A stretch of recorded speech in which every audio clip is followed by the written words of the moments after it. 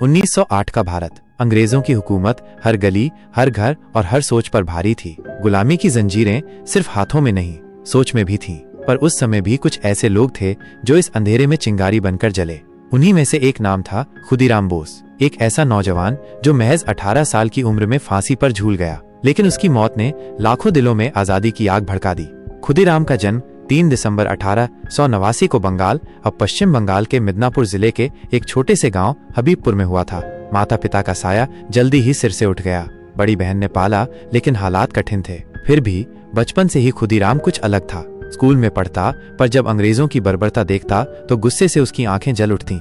जब दूसरे लड़के गुल्ली डंडा खेलते थे, तब खुदीराम वंदे मातरम के नारे लगाते, क्रांति की बातें करते। 15 साल की उम्र में उन्होंने देशभक्त संगठन अनुशीलन समिति से जुड़कर आजादी की राह पर कदम रख दिए।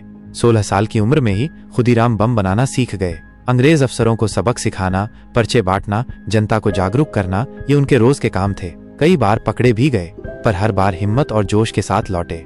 पर एक दिन एक नाम उनकी जिंदगी की दिशा तय कर गया, किंग्सफोर्ड।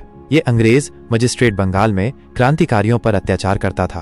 उसकी सजाएं इतनी क्रूर थीं कि लोगों में उसका नाम सुनते ही डर बैठ जाता था। जब उसे मुजफ्फरपुर, बिहार ट्रांसफर किया गया तो क्रांतिकारियों ने फैसला किया, किंग्सफोर्ड को खत्म करना ही होगा।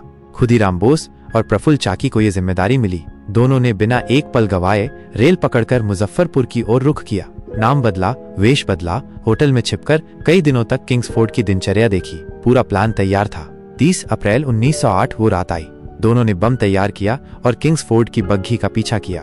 जैसे ही गाड़ी उनके सामने आई, खुदीराम ने बम फेंक दिया। धमाका हुआ, गाड़ी पलटी। लेकिन अफसोस, उस गाड़ी में किंग्सफोर्ड नहीं था, बल्कि 2 अंग्रेज महिलाएं, मिसेज और मिस कैनेडी सवार थीं, जो बुरी तरह घायल होकर मर गईं। बम फटने के बाद खुदीराम और प्रफुल्ल ने अलग अलग रास्ते से भागने की कोशिश की। प्रफुल्ल ने गिरफ्तारी से बचने के लिए खुद को गोली मार ली। खुदीराम 2 दिन तक बिना खाना पानी के भागते रहे, जंगलों में छिपते रहे, पैरों में चप्पल भी नहीं थी। लेकिन 3 मई 1908 को एक रेलवे स्टेशन पर वो पकड़े गए। उन्हें जेल ले जाया गया। पूछताछ शुरू हुई, मगर वो डरे नहीं। जब मजिस्ट्रेट ने पूछा, क्या तुम जानते हो कि तुम पर क्या आरोप है? खुदीराम ने मुस्कुराकर जवाब दिया, हाँ, मैं जानता हूँ। मैंने अंग्रेजी हुकूमत के खिलाफ बगावत की है। फांसी और अमरता। 11 अगस्त 1908 खुदीराम को सुबह सुबह फांसी दे दी गई। जेल के बाहर भीड़ जमा थी। लोग चुप थे, लेकिन आंखों में आंसू और दिल में गर्व था। इतिहास गवाह है कि फांसी के वक्त भी खुदीराम मुस्कुरा रहे थे। 18 साल की उम्र में वो देश के सबसे कम उम्र शहीद बन गए। खुदीराम की मौत नहीं थी, वो आजादी की क्रांति का बिगुल था। बंगाल की सड़कों पर लोगों ने उनके नाम के नारे लगाए। एक ही नारा, एक ही नाम, वंदे मातरम, खुदीराम। उनके सम्मान में मिठाइयां बांटी गईं। आज भी पश्चिम बंगाल में खुदीराम के नाम पर रेलवे स्टेशन, स्कूल और कॉलेज हैं।